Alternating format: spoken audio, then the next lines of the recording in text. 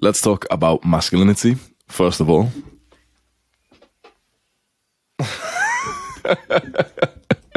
So the next evolution of masculinity here, we have Ned Stark from Game of Thrones, we have Harry Styles wearing a dress, and we have Uncle Iroh from Avatar, The Legend of Aang. And I'll explain why I have these pictures here in a second.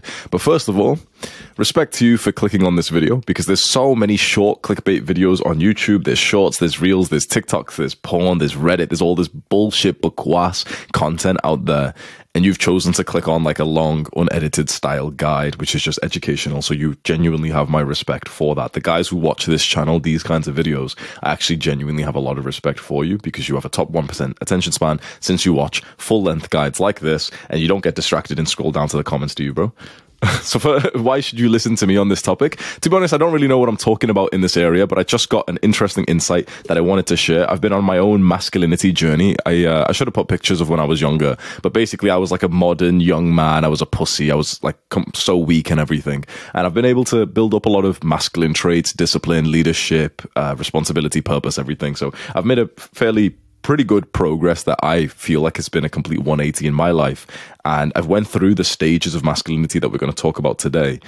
And I'll just walk you through my insight, and maybe this is something that you can then use practically to help you in your life. So if you don't know me already, my name is Hamza, and I help men improve. Subscribe if you want that. If you subscribe, by the way, you'll see more videos like this on your homepage. Instead of all the bullshit clickbait ones with all the fake thumbnails and everything, you'll see more educational guides, which is way better for like your dopamine and attention span and everything. Because sometimes if you don't subscribe, then you won't see this stuff on your homepage, and you might miss a video, and your competition sees that video and you don't. So make sure you go subscribe right now.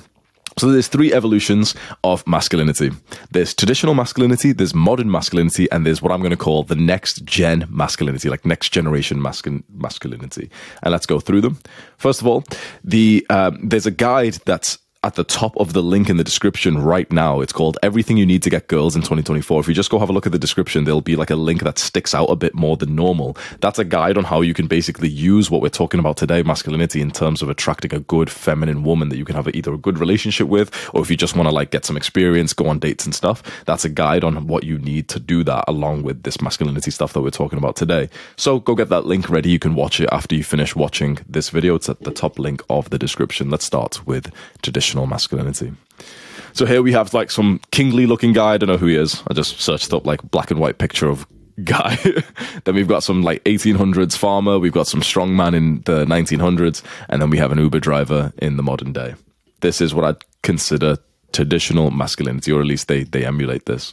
Traditional masculinity is the huge levels of strength and stoicism and discipline, which is the pure masculine energy. Like if there's one trait that's masculine, it's probably discipline. Discipline is the skill of not listening to your emotions and doing the hard work even when you didn't feel like doing it. If there's one thing that's masculine, it is discipline.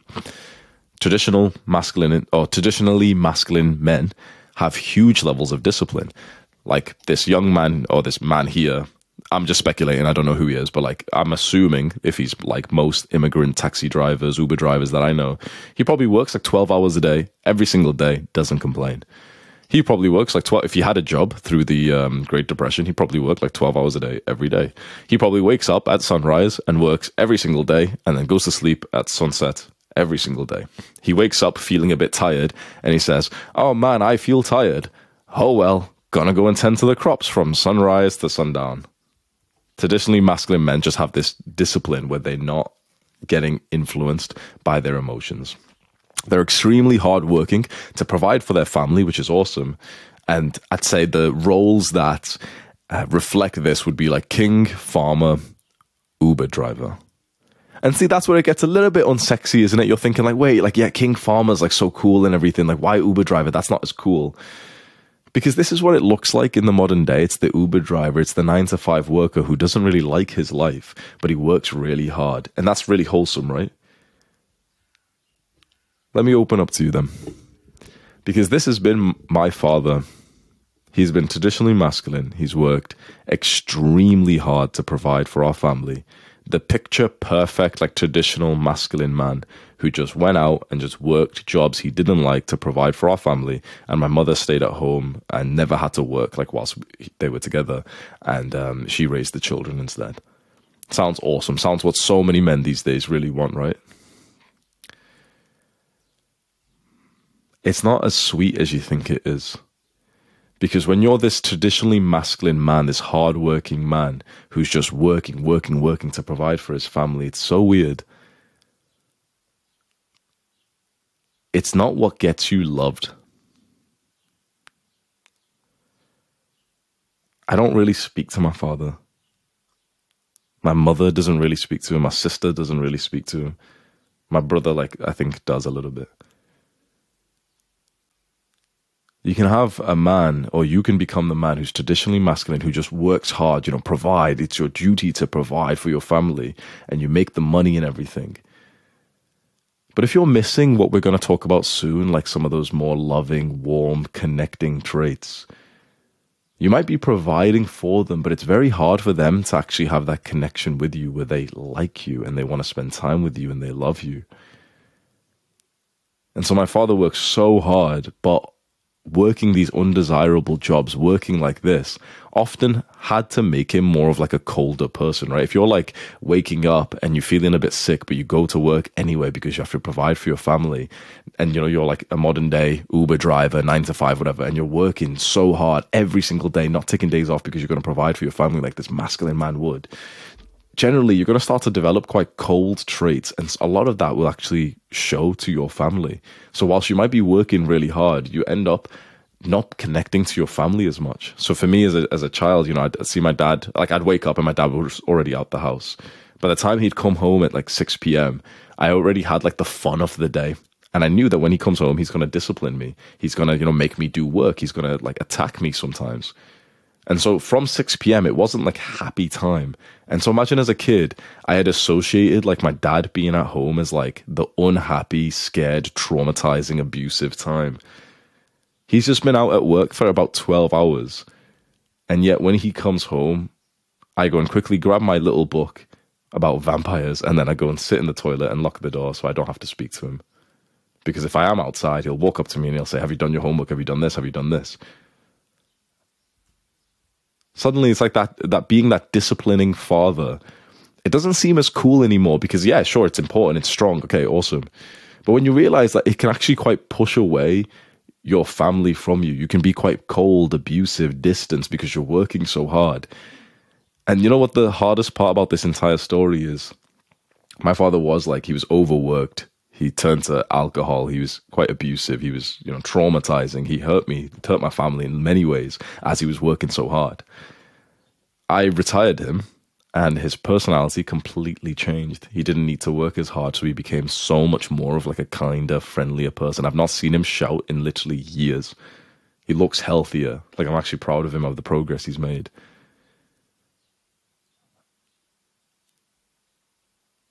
And I still feel uncomfortable around him. My sister spends no time with him. My mom spends no time with him. I spend basically no time with him. He's a better person now. He's not the same as he was, like that cold, distant, abusive man. He provided for the family up until he didn't have to anymore. But it's like the scars are there. So he did what you might believe was like the right thing to do. Like, he worked so hard, provided for his family. Then why does his family not want to be around him anymore? Imagine working your entire life for your family and they're like oddly like grateful but not loving and connected towards you because you weren't connected to them because you were working so much that you weren't there for them. That the only times you're around is when you're disciplining them and being a bit angry about shit and you've come home from a hard day, you've got a headache and you're a little bit cold and short with your family. So imagine doing all that hard work and in the end, like your family almost act like they don't even appreciate it or love you anyway. And this is the reality of many of these hardworking traditional men.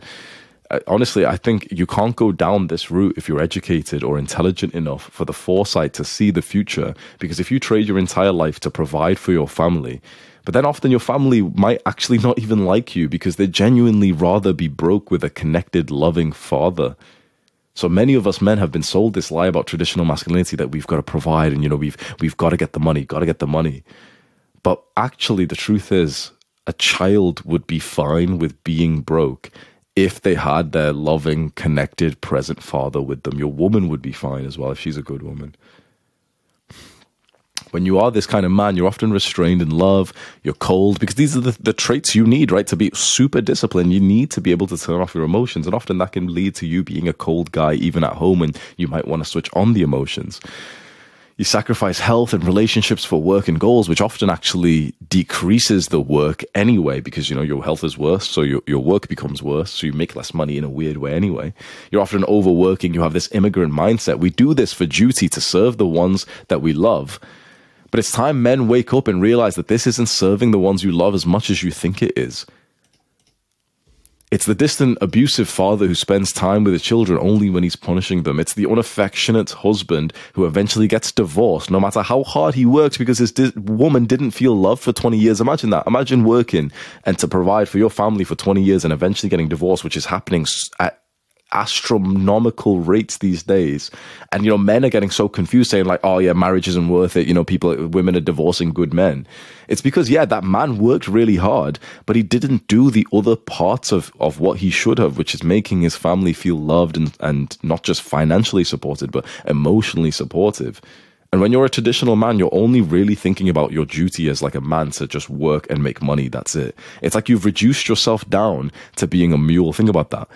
It's being a traditional man is being this one-dimensional man. You've reduced yourself down to being a mule, like a pack horse who just works. That's it. That's what you're saying you are. If you say that you like traditional masculinity, that's what you're saying you like. It's just like, I like just going back and forth, making money. That's all I am. That's all I am.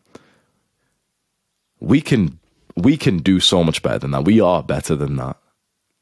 A man can bring so much to his woman and to his children, more than just money. And I think that for most of our generations, for our families, father's generation, and for ours now, with like the reemergence of some traditional masculinity, which we'll talk about soon, many of us are thinking like, I got to provide for my family. But this is the level we're thinking at of like, this is how we can help our family. We can just be the mule. Sometimes like money, money is important. I won't lie to you. It really is. But sometimes it doesn't really help. My cousin, my little cousin in Pakistan, she was just in a bad motorbike accident. She was sat at the back of a motorbike and someone was going the wrong way on the street and smashed into her and she flew off the motorbike and she wasn't wearing a helmet. So anyone who knows about like motorbikes will be thinking, fuck's sake. Because if someone's not wearing a helmet, it's basically like they're probably going to die. My mom, like I see her one morning and, I say hello to her. I hug her in the morning like I always do. And she looks so sad. And she tells me that, she was in an accident. She's in ICU and she's unconscious. Like she's in a coma, basically. Now, I've worked like a fucking dog for years for this moment, right? Yeah, I'm the traditionally masculine guy. I can provide for this. So I say, what can I do? Can we send money? No, it's not going to make a difference. She's already in like a fairly okay hospital. It's not going to make a difference. And guess what? Because I have this trait as well, right? So guess what I did to like support my mother? Because she's crying. This is her niece or something, right? She's crying. She feels so sad. Guess what I do? So can you make my breakfast? She makes my breakfast. I bring it upstairs and I work. So whilst my mum's crying downstairs, here I am traditionally masculine. Like, I'll work harder and I'll provide. You didn't fucking need money in that situation. This is the route that many guys are going down, and I'm doing this myself to show you, like, it's not going to help in certain situations. It will help in others, I won't lie to you. I'm not saying not to make money, but what I'm saying is if you reduce yourself to just being the guy who has money, you won't be as helpful or as valued as you think. That day I'm ashamed because I could have sat there with my mom and hugged her longer and made her feel better. There's more value you can give to your family than just your money. And if you're with a family who only wants you for your money, that's probably problematic. We're better than this. And this isn't just for you, because your woman will not reach enlightenment if you're stuck in this stage of just traditional masculinity, provide. Your children will not feel loved, and they'll go on to have fucked up relationships when they're adults. If you're stuck in this stage because you're raising them in this cold, distant way that they will end up enacting or being attracted to when they become adults and they start dating, it's very likely that you'll be miserable with this disciplined approach of just work, make as much money as possible, basically try and become king of the rats, king of the rat race. That's what most men have reduced themselves down to, is just a mule saying, yep, this is all I'm good for, is just working hard. So then what's the next evolution? Because a lot of men in this stage were miserable. A lot of women in this stage were miserable. A lot of the children in the families that these days was miserable. Men were sold this lie that as long as they work hard and provide, like everything would be fine. But man, woman, and child was miserable. So what's the next evolution? We've checked off traditional masculinity. Let's talk about modern masculinity. And here we have, I wrote here pre-2022 because things have changed in the last few years. But let's say modern, for like most of our lives, we've been in this like modern masculinity space where there's been a lot of movements to try to feminize men and say that it's okay to be more feminine and that you do not need particularly masculine traits to be a man. And that your clothes do not define your sexual energy, that you can wear like lipstick and stuff. Why did this happen? Why did the modern masculinity like this, why did this occur? It actually started with the war in, I think it would have been World War II. Men went to war. Women had to hold down society, and that was the start of feminism. Feminism started as like the suffragettes movement in like 1910 in the early days, but I think it really started to like really become huge through World War II, and basically so many men went to war and women stayed at home, so they had to basically learn how to do the roles of, you know, the industrial industry. They had to like go to the factories, learn how to work, and that was the start of feminism, because they realized, oh damn, like we can actually do this. So with the start of feminism, women become more independent because they can make their own money, so they don't actually need men as much. Men then are not needed to work as hard because now we've got women who are working as well. And men don't need to have as many masculine traits like discipline or stoicism because they don't need to work as hard because we've got feminism and women are working as well. Women become more masculine and polarizing because, you know, women have had to turn on the masculine energy of stoicism and discipline to be able to get into the workplace. And suddenly they start polarizing men into becoming more feminine. This word is very important if you don't know what it means. Polarizing means to like push someone into more of the extreme. Man should be masculine, woman should be feminine. That's a polarity. That's like two opposite magnets that are attracted to each other. If women become more masculine, we need men to go somewhere to meet in the middle, like to join together. Men can't become more masculine because we can't go more that way. And so men had to become more feminine to adopt into this new world where women were becoming more masculine. Does this make sense? So men went to war. Women had to become more masculine because of feminism, because they had to get into the workplace. By women becoming more masculine, adopting traits like discipline, stoicism, and coldness, men had the opportunity to become more feminine. And what's interesting is women around this time, around the 1960s, started taking birth control that literally made them more attractive to feminine men. This is such an interesting point. Women's attraction in men literally started to skew towards being more attracted to feminine men because the rise of birth control exploded. Women started to basically take the pill so that they couldn't get pregnant because they didn't want to get pregnant because they were working.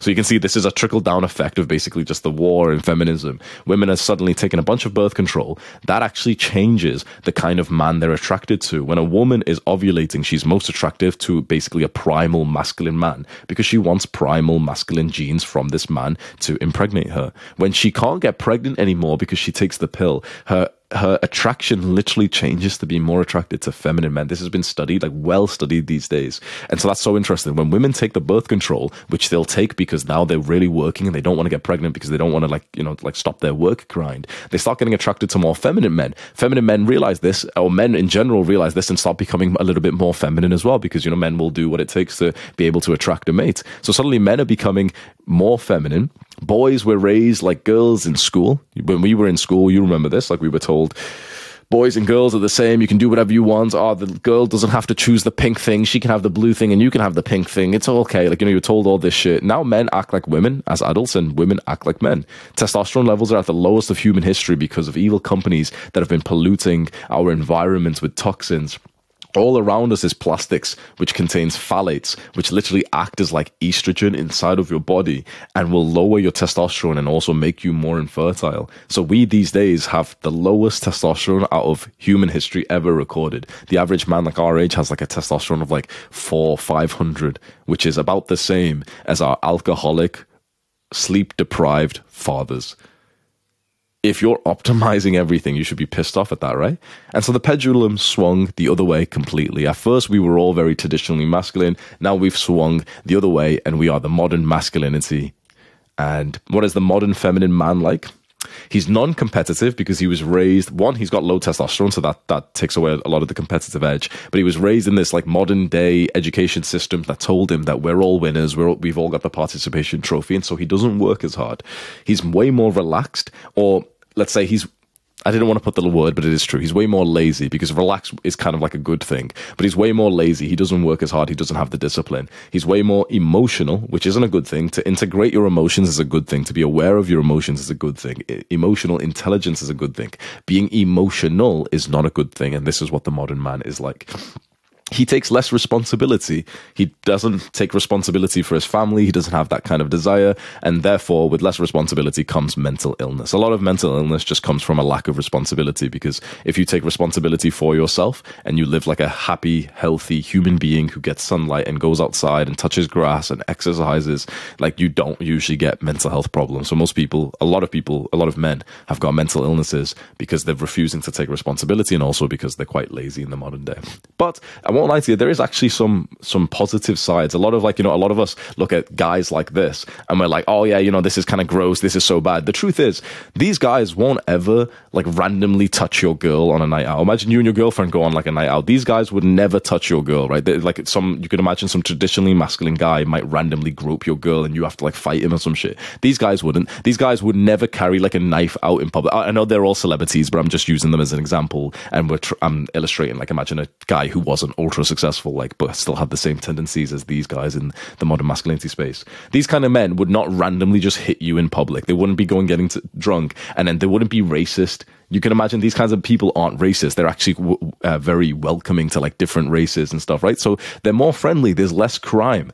It's safer with men like this, right? You've got to admit that. It's safer because in general, these men are weaker. They've got lower testosterone, but it is still a positive to have in society. Like, if you were going to send your girl out and she's like going for a walk or something, I'd rather she walked past guys who exhibited like lower testosterone and safer, softer features than like the fucking traditionally masculine guys who are more horny, higher testosterone, right? So it's safer. They're more playful. They're often more caring as well. So there's not only negatives with the modern masculinity space, there's actually been some positives.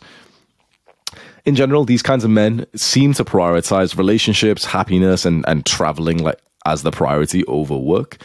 And, the reason why I wrote traveling is because I've noticed recently as well, like, I don't use Instagram as much, but there was a time just recently that I was using it. And I kept on seeing Instagram reels by what I would assume is these modern masculinity men, like low testosterone looking men.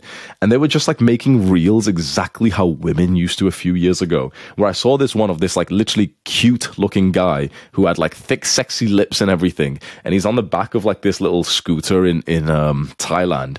And he's like, oh, thinking back to the time that, I was on a random person's scooter in Thailand. And it's like, I used to see girls post like that where they're like, hee, I'm traveling and I'm basically getting dicked down at the same time. And here's this guy like doing the little pose and everything. It was the exact same thing. It was insane how much men have started to act like women there. And they're like, they're traveling, giving up their responsibilities and everything. And this isn't to say that traveling's bad. Obviously, it can be amazing for you and stuff, but I'm just making that as a particular example. So most of us actually started like this. Most of us, if you're watching this, probably we're brainwashed into believing that we should be this modern masculine type, right? That we shouldn't be aggressive, that we shouldn't be fighting our friends in the playground. And we all hated it. We were lied to. We were told that men and women were the same. We were told to take the softer approach with attracting women, and we failed repeatedly. We were told not to sexualize women, but we kept seeing the guy who would sexualize her actually be the one fucking her. And that pissed us off. And we also lost our own fulfillment because we lacked purpose, since we don't need to work as hard. We all grew up in that Hollywood era where we,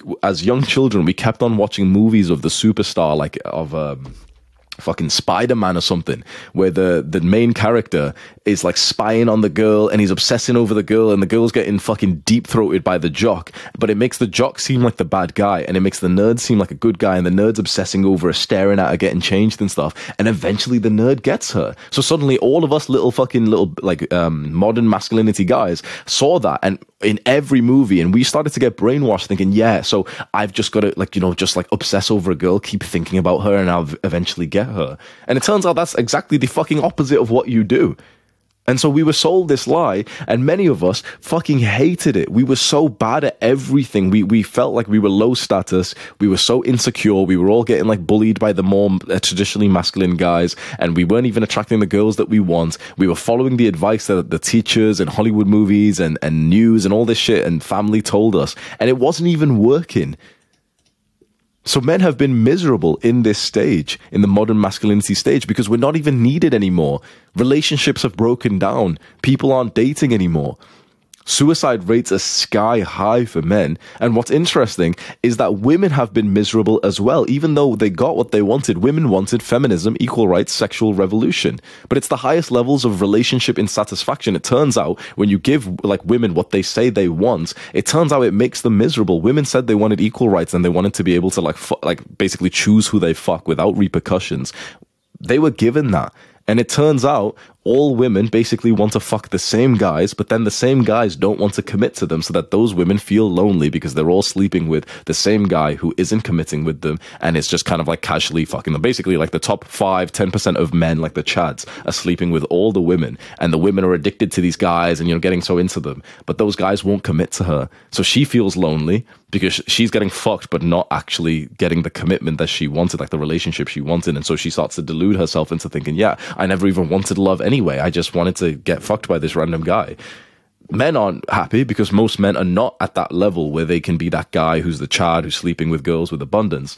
And the only person who's happy from feminism and the sexual revolution that women have been promoting is basically the powerful men that were happy beforehand anyway. And now they're just allowed to fuck more women. So congratulations, feminists. You basically just like gave chads more fucking happiness in life by giving yourself up. And so basically most people are unhappy with the modern day.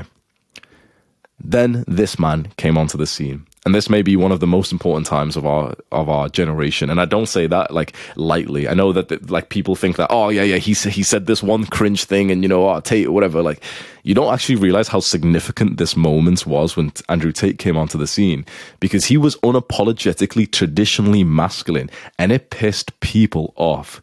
But it also inspired others.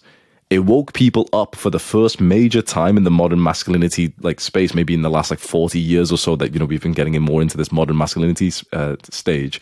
It woke people up to realize that the current stage of modern masculinity is unacceptable and that everyone is miserable, both men and women. He was the man who really woke people up with this. He was like the martyr that we needed.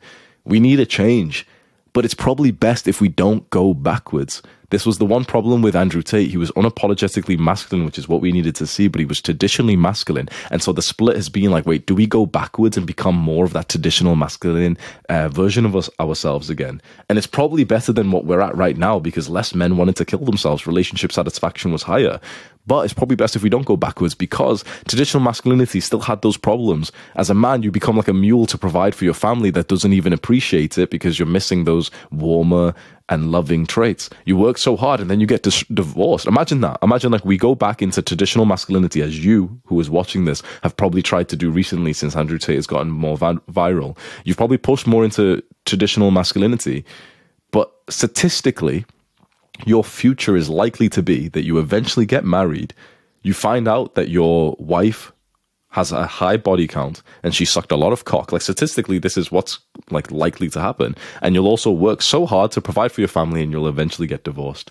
That's the future of traditional masculinity. That's what's happening with these guys. So it's probably best if we don't go back back to this, if we don't backtrack. We're sacrificing health for relationships and stuff. You're sacrificing health and relationships for your work, but then you're not even appreciated for your work anyway. So if we need a change, but if we go backwards into like traditional masculinity, it's probably not the best case scenario either. So we've checked that off. And then the next thing is the next generation of masculinity. That's why I've got a picture of Uncle Iroh. So this was a cartoon that I used to watch when I was like a kid. And this character is basically, he's like the uncle, almost like father figure to this abrasive teenager who's like loud and aggressive. But this guy, he's very like softly speaking, and he's like really gentle and peaceful. Like every time he would come on, like his character would come onto the show, you'd always hear like really peaceful music that would make him seem like quite soft and caring, whilst his little his cousin or his nephew, whatever, his little nephew was always shouting and getting loud. He'd be like calming him down and being peaceful. And then in a few moments you see this guy being threatened, or you see his nephew being threatened, and that's when he fucking steps up, and it's like, oh shit, you realize he's a fucking G, like he's literally strong as fuck, he uses all these like special powers and shit, and you're like, oh, like he's actually strong as fuck. It's just that you didn't really think that, because he was kind of like a gentle giant in disguise, where he wasn't being mean or hurtful or aggressive or loud, but he had the strength. So I think the phrase gentle giant would be a good one. Maybe there's some other phrase, but basically he has the strength, but he chose only to really use it when it was necessary, not to just, you know, throw it out into abrasive, wild ways. But most of the time he was actually really peaceful and loving. Like there's an episode which was really famous in the show, where it starts off with him like he's going through this town and he's being so kind and nice to everyone. You basically see like a day in his life, and he wakes up and he's like literally being kind to like the weirdest people. Like some kid tries to like fucking steal it from him. Some kid tries to like attack him or whatever, and he literally like helps him. He like teaches him things and he's nice to him and everything. Then like, I don't know, some shopkeeper's shop breaks down and he helps him there. He's having a good time. You know, he's being like lovely to everyone. And we know that at this point that he's like a strong fucking beast. But it's interesting to see his day in the life where he's just being like kind to people, and he ends up going to like this graveyard or this tree or whatever, and he mourns the death of his son who died in war, and you hear him like fucking bawl, like because he misses his son. And it's like you see this very integrated man who's strong as fuck. He's probably one of the strongest like entire characters in the show, but he's also extremely like emotionally intelligent. He's also very kind, warm, and friendly. He even meets people that like technically should be his enemy. Like I remember he meets this like this blind girl that technically he should be enemies with, but he treats her nicely and he has tea with her and he like lets her go and stuff, but he has like a really lovely conversation. He gives her, like, he's like a wise uncle basically. And so I think he portrays, at least it was in my mind, the next generation of masculinity really well, where I think the new evolution of masculinity is going to be combining the both. It's going to be the strong stoic who works extremely hard, but he's also kind, loving, friendly, playful, and warm. It's the guy who's disciplined, who's really strong, who's lethal, who has the ability to be able to work super hard and to provide. But he also has that loving new modern day things that we're learning are so important, because he's knowledgeable. He's very intellectual. He reads, he studies. And so he's knowledgeable enough to know that things like play and health and sleep will actually help him overall, but also to produce better work and live a better life. So you probably know this, right? If you're watching this, you probably have seen some like Andrew Huberman podcasts, and you probably are part of this new generation of masculinity where you've realized like, oh shit, like sleep will actually help you to work better. It'll actually help you to become more of a man because your testosterone will go up. Whereas the traditionally masculine guys will like shit on sleep and say, oh, it's not needed. The new age guys will be like, no, like it'll literally make you more masculine. So we've got suddenly like a more like relaxed part of ourselves. Even something like play. Like if you go and look into the science of play, you'll literally see that it increases your testosterone, increases your serotonin, will literally make your work better. So again, if like this is like we're joining the two, we're combining them together instead of having this separation of strength and love, we're combining them together.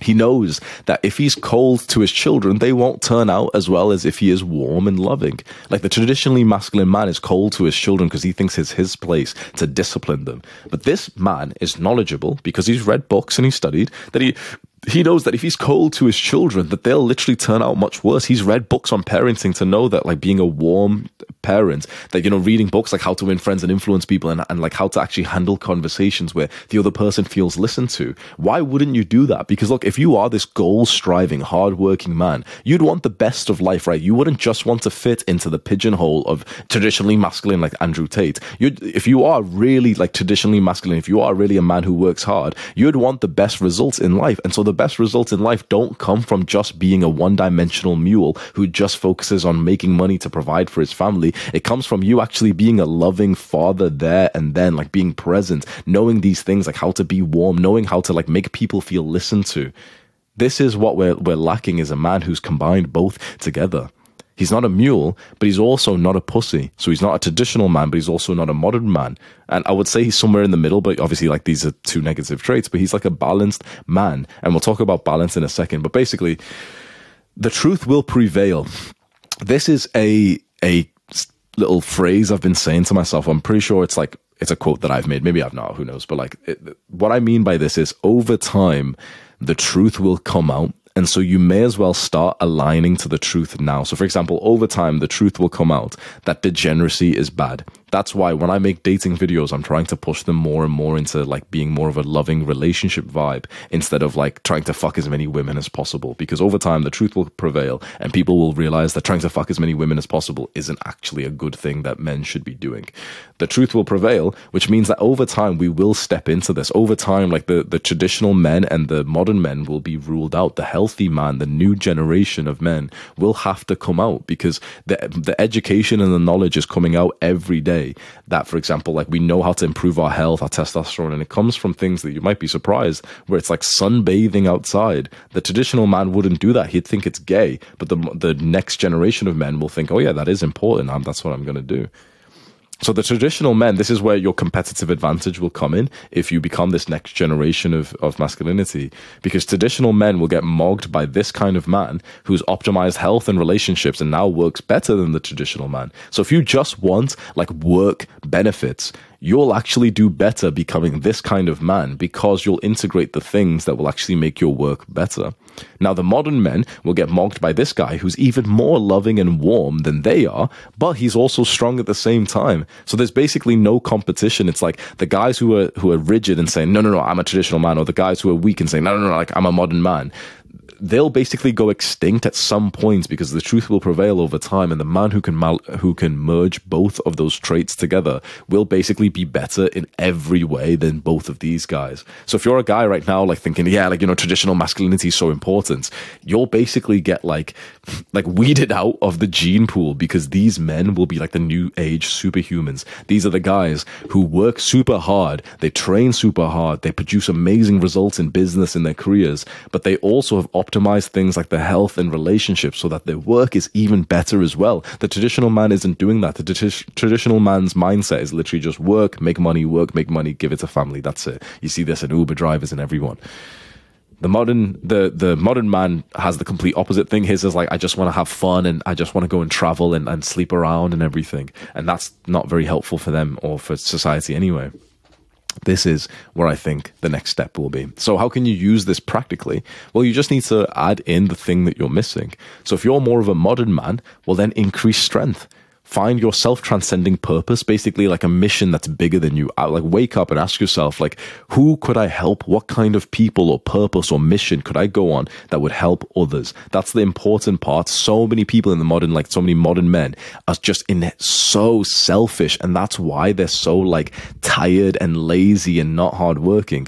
Because if we only did things for ourselves, truthfully, we'd all just play fucking video games and jack off and everything. If you stop being selfish, if you're a modern man, basically you are a selfish man. It's just that simple. If you stop being selfish and you start waking up with this self-transcending purpose to think, okay, well, like what's something big? What's a big mission that I can do for other people? That is what will increase your strength because you'll have a reason to go work really hard. Along with that, increase your testosterone, set some really good goals, increase your work ethic, and you'll start to become the next generation of man if you were starting as the modern man. Now, if you're more of a traditional man and you're really, really hard worker, you might actually find that your life quality will improve drastically if you increase the love side of your life, which can be scary, right? It can be very scary to be a traditional man who works so hard to then think, wait, I work as many hours as I possibly can. Are you telling me to not work for 2 hours so that I can go play? That can be very difficult. But again, if you're a traditional man and you pride yourself on your discipline, this is something to discipline yourself for.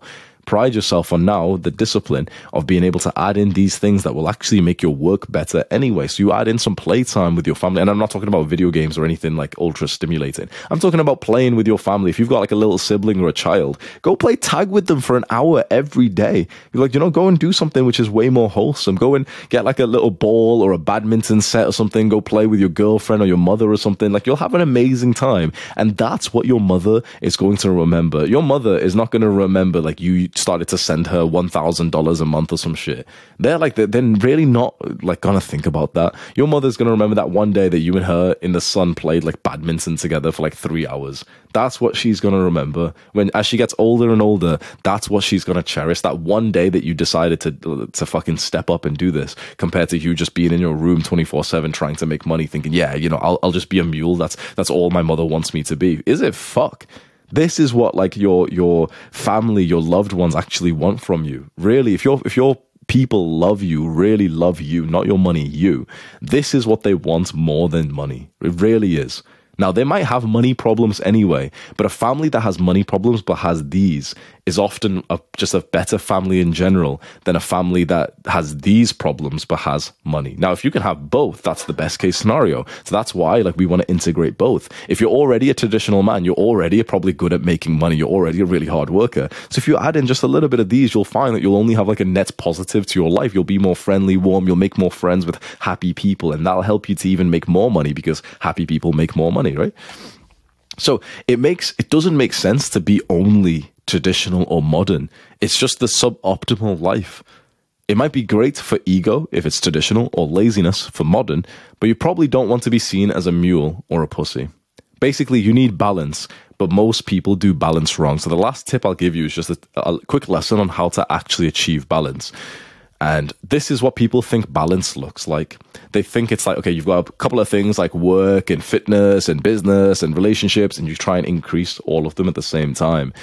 Basically, everyone tries to do this, and basically almost everyone lives a pretty bad, undesirable life. Like when you think about maybe your family, maybe your parents, maybe other parents it's like they try and work but also have their relationship, but also try and get into the gym, and they basically make no progress at all. Like if you think about your parents, like fitness progress, they've probably spoke to you like saying that they wanted to get fitter and lose weight for the last 10 years, and they barely make any progress because you just can't do everything at the same time. This is the great lie of balance, which we've been sold, which is like, oh yeah, you should try and you should have a balanced life. This is not how balance works. Balance works like this, where you only focus on one thing and you are imbalanced and you create massive success in one thing. Then you do the same thing with the next thing. So for example, instead of trying to do 4 things at once and make progress in 4 different goals, you basically only think about one goal and let the other things slightly slack. So this was me when I was 17 years old and I only had one goal to get into bodybuilding.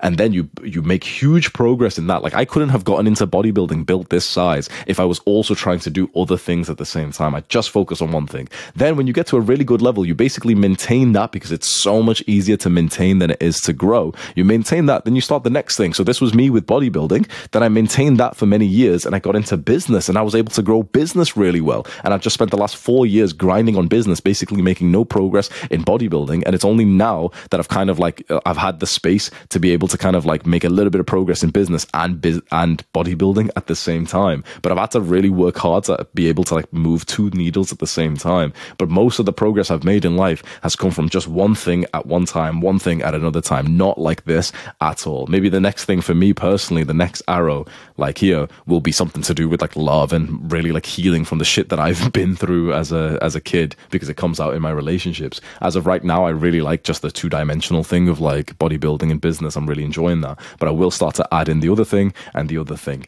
This is how you end up getting balance. Those entrepreneurs that you see who are billionaires, who have a happy family and they're quite fit. This is what you see. People see Mark Zuckerberg, and recently he's been getting it better at MMA, and they're like, oh, see, he's got balance. No, motherfucker. His life didn't look like this, just growing in all areas. His life looked like this up until he built a fucking billion-dollar company. Then he started to add the next one in. Any successful person you've seen who's not one-dimensional, they did it like this. I'm telling you, they didn't make progress in 4 things at once or 5 things at once. They basically just became amazing at a sport, at their athletic sports or business or physique or whatever it was, then they added other things in. So this is basically the same as what we're teaching today. If you are, for example, like this traditionally masculine guy and you want to like make sure you make some money, the better way, instead of trying to make money and also relationships and health and everything at the same time, might actually be for you to be one-dimensional and only think about money for like the next few years, get into the really cold-hearted traditional masculine things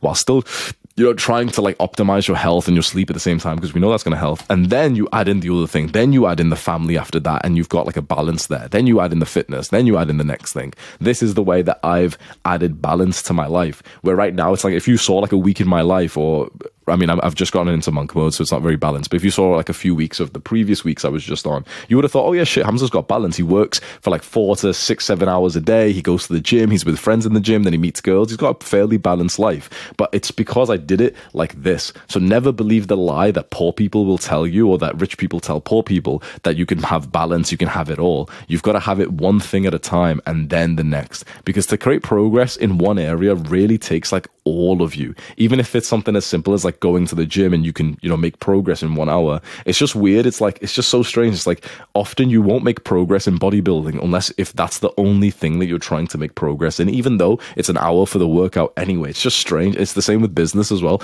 Often you won't make progress. Like if you're trying to get into business and make money online, often you won't make any money at all unless if you cut out everything else in your life and you're not even spending time with your family, you're barely even going to the gym, and you're just fucking grinding on the business. Then you add in the other things like this. So this means that you enter a season of acting like the traditional man. Go ahead. If you need to enter that, for example, if you need to like get up your finances, or if you need to become a bit stronger, a bit more colder, and because you're quite like a modern day pussy, then go ahead and enter a little season where you just work fucking hard and you discipline yourself. But also if you need to enter a season of being loving and warm and prioritizing relationships, also go ahead and do that. In the end, you'll have both, and you'll probably have the best life that I can imagine for men, where you have that strength, you have the finances, but you also have the love at the same time. So we've covered everything that I promised to you. We've covered the 3 evolutions of masculinity: traditional masculinity, modern masculinity, next generation masculinity.